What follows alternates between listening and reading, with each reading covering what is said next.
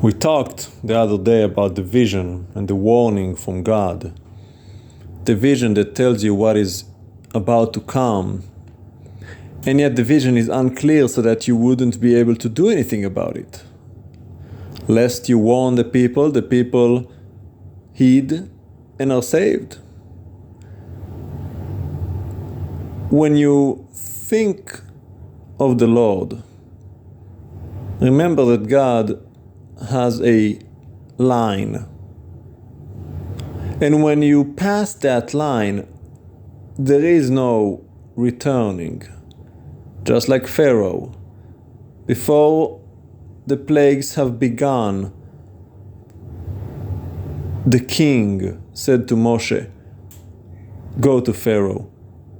I will harden his heart so that he does not heed, so that I will judge him and his gods, his idols."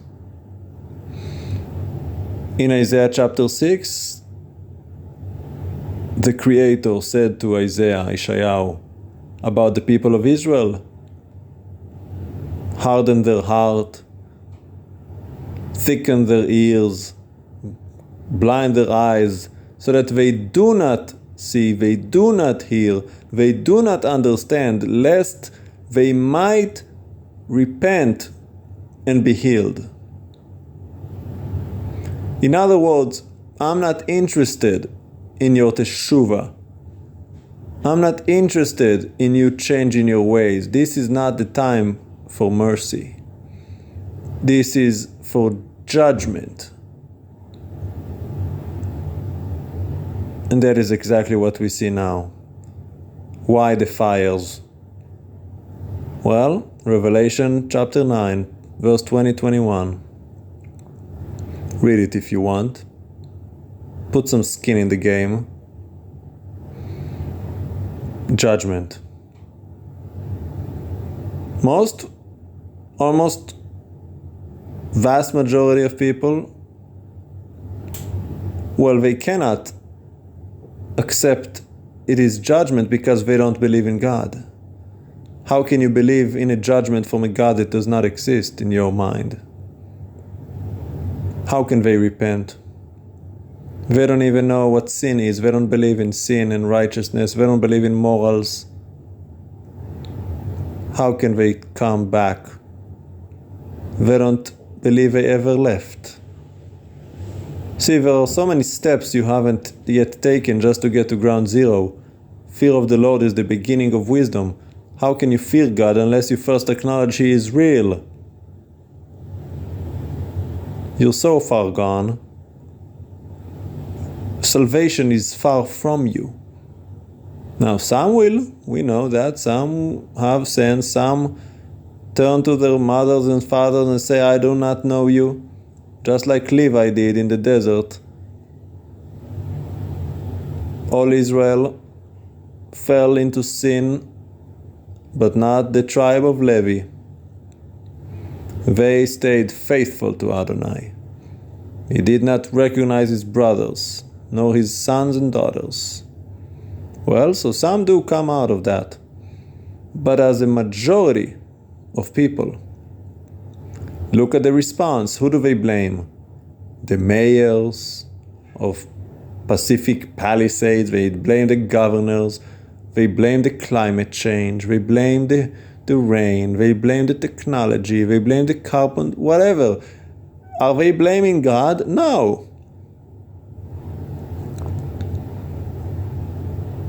That's impossible to them. He's not on their conscience. It would be political and religious and social suicide for them to acknowledge God.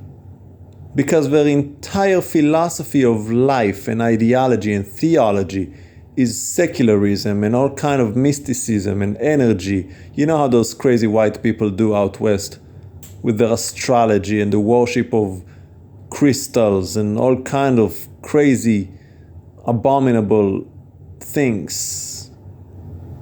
How can they acknowledge God? Lest they confess that they've been rebellious and wicked this entire time. It's too much for them to handle. Most people are so prideful. They just cannot acknowledge and admit what they did was wrong. So they would die and they would be judged for it.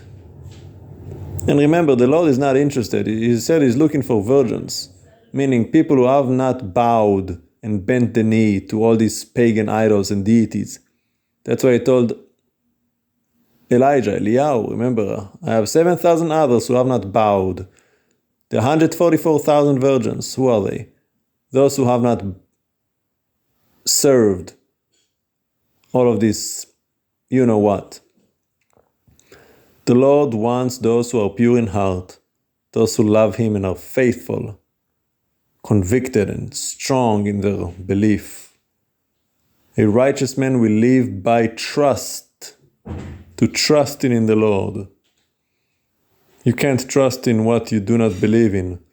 And believing in, I mean believe it exists. That's like below ground zero. And truth be told, every man knows God is real. We've all been given that, in our basic programming. We all know God is real. I've made that message many times before. You're just so rebellious and bent on destruction. You deny yourself and you force your hate towards your Maker. To convince yourself there is no God when you know there is, because you do not want to acknowledge His authority and submit yourself unto Him. And of course, you do not want to acknowledge your wickedness. Because if there is a God and you're rebellious, well, you're wicked. But, well, if we can get rid of God, well, all of my problems are solved. Now I can do whatever I want, and nobody can call me to account. And that's exactly what you wicked people do. There is no God. There is no absolute morality. I can do whatever I want. Well, you could. You do have, listen to this, the right to remain wicked. That is your right. The Lord has given you the right to remain wicked. He does not force your redemption, your salvation, your teshuvah.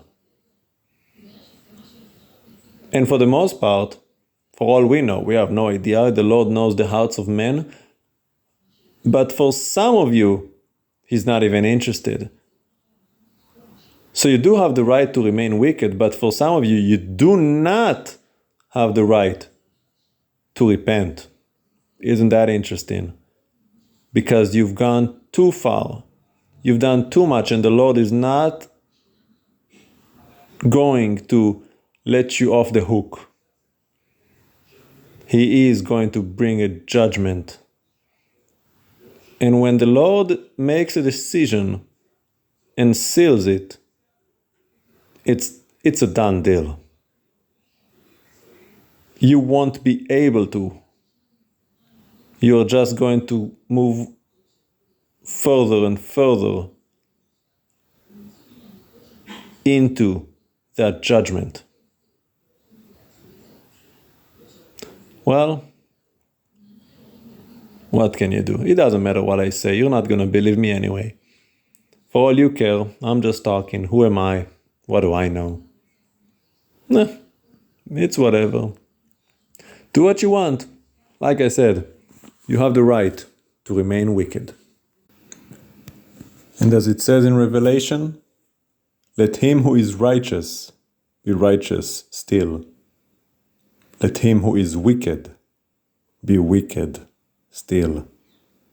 Let him who is holy be holy still.